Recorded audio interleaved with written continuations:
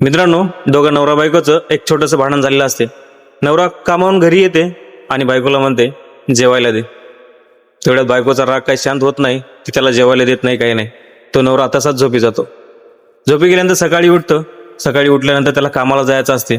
मग ते बायकोला म्हणतो, अगं नाश्त्याला काहीतरी कर, मला कामाला जायचं. बायकोचा राग काय आणखी शांत झाला नसतो. बायको त्याला नाश्त्याला काहीच करून देत नाही. तो तसाच निघून कामाला जातो. कामाला जात असताना विचार करत असते की सर्व काही कमवून मला नाश्त्याला जेवायला भेटत नाही. हा विचार करते.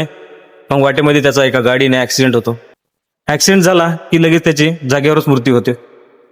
तर मित्रांनो, त्याला तसंच घरी घेऊन येतात. तेव्हा मग बायको म्हणते, अहो उठा, मी तुम्हाला जेवायला देते, नाश्त्याला देते.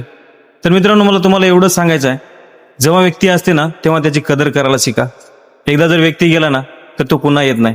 व्यक्ती असेल, वेळ असेल, ते पुन्हा येत नाही. बरोबर ना?